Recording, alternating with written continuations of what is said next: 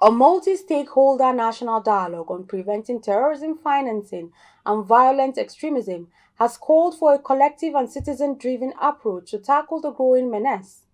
The dialogue, which held in Abuja, brought together various stakeholders to proffer citizens-led solutions and garner support for anti-corruption agencies working to end terrorism financing. Clearview's correspondence brings us details of the event. Northern Nigeria faces a range of insecurity issues, including banditry, Islamist insurgency, and arms and drugs trafficking. The rise of Boko Haram and its offshoots, such as Islamic State in West Africa Province, ISWAP, has contributed to the region's insecurity. According to Awar Rafsanjani, Executive Director of Civil Society Legislative Advocacy Center, CISLAG, and Head of Transparency International in Nigeria, terrorism financing is the backbone of terrorist groups, and a collaborative effort is necessary to prevent it. Terrorist organizations conduct operations and finance their activities more efficiently. This stresses the imperative of strengthening security measures at border by Nigerian authorities to prevent inflow of funds and resources for the terrorists. Let me also stress here, our custom have a role to play because many of these arms that are coming, they are coming either from the seaport, or either from the airport, or from the land border.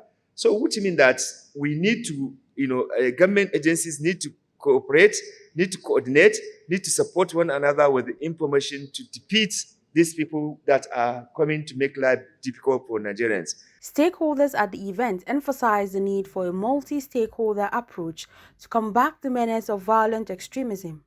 They urged citizens to take up active role in preventing terrorism financing and supporting anti-corruption agencies in their efforts. Our country is facing a dear and very, very dear challenge. Globally, terrorism hardly dies. You can only know before it starts. When it starts, you only count decades. We must sincerely, hopefully, committedly confront this from all facets.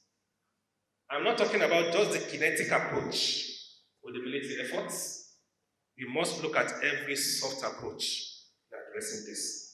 And so it is important for us to adopt the use of technology.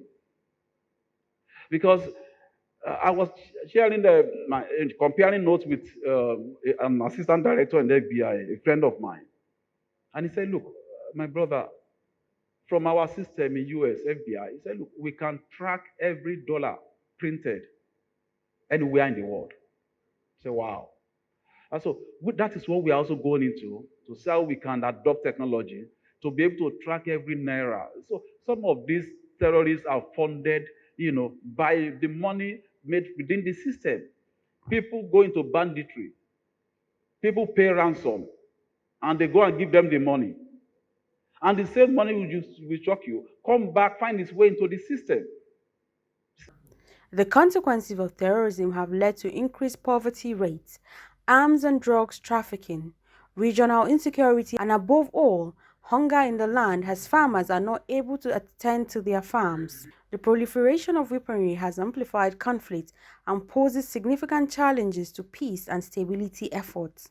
The dialogue called for increased collaboration and support for anti-corruption agencies, as well as a citizen-led approach to preventing terrorism financing and violent extremism. Stakeholders agree that a collective effort is necessary to mitigate and tame the growing menace of terrorism in Nigeria. Florence Joshua reporting for Clearview News Desk.